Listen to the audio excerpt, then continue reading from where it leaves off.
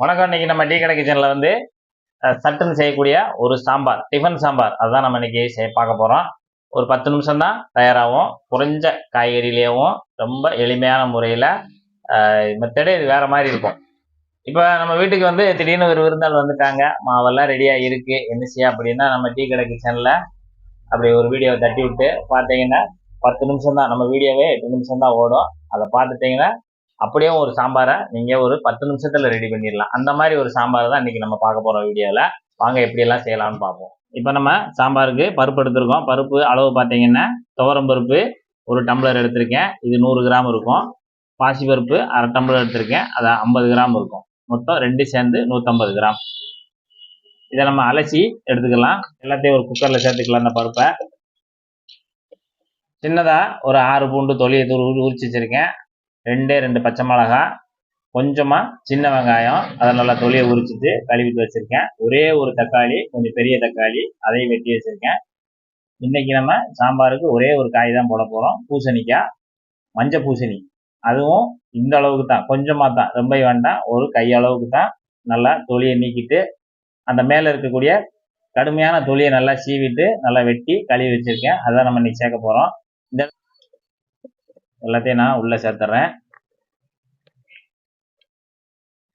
மஞ்சப்பொடி ஒரு அரை டீஸ்பூனு, 1 டேபிள் ஸ்பூனு சமையல் எண்ணெய்.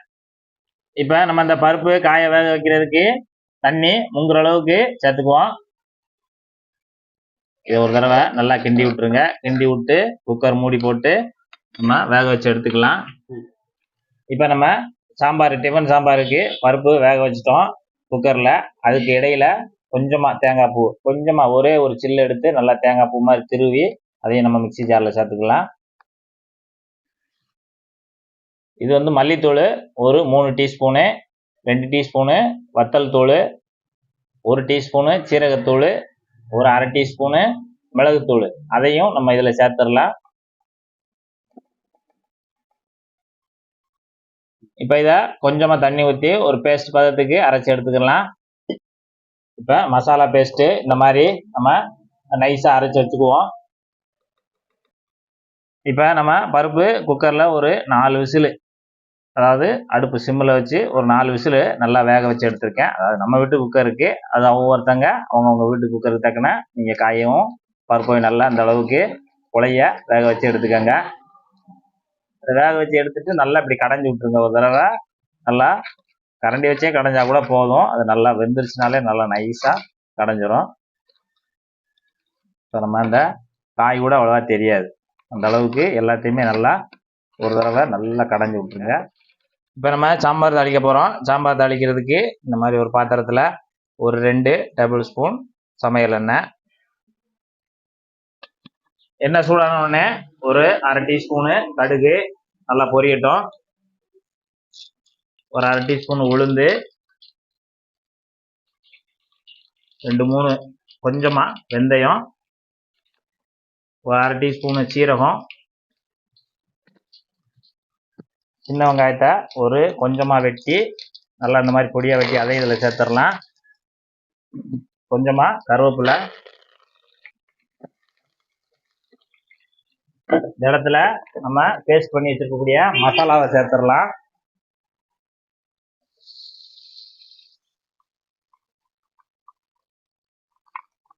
இப்போ நம்ம ஜாரை கழுவி அந்த தண்ணியும் கொஞ்சம் சேர்த்துக்கலாம். இந்த மசாலா வந்து கொஞ்சம் நல்லா கொதிக்கட்டும்.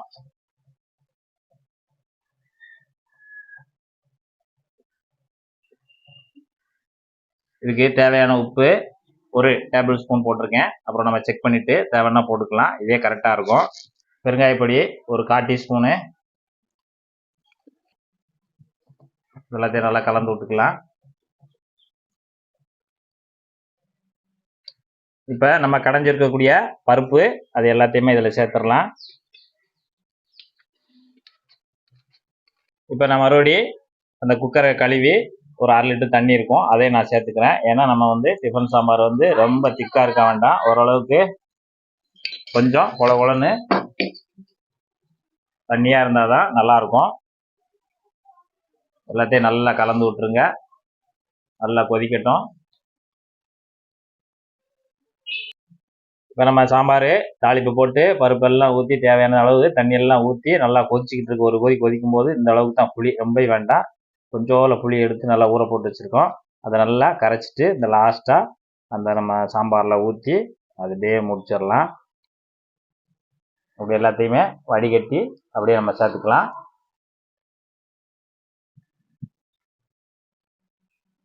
இது எல்லாத்தையும் ஒரு தடவை நல்லா கலந்து விட்டுருங்க.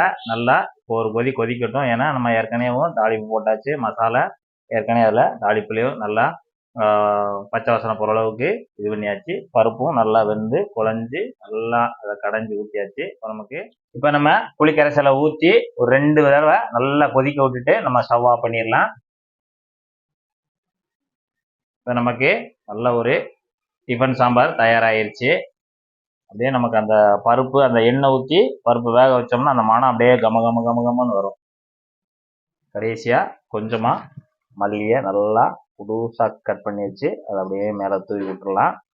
இப்போ அவ்வளோதான், நமக்கு ஒரு டிஃபன் சாம்பார் சூப்பராக தயாராகிருச்சு. இந்த டிஃபன் சாம்பார் பார்த்தீங்கன்னா எல்லா வகையான டிஃபன் ஐட்டத்துக்கும் சூப்பராக இருக்கும். அதை விட செமையான ஒரு டிப்ஸ் என்னென்னா, சாதத்துக்கு இந்த சாம்பார் ரொம்ப அட்டகாசமாக இருந்தது.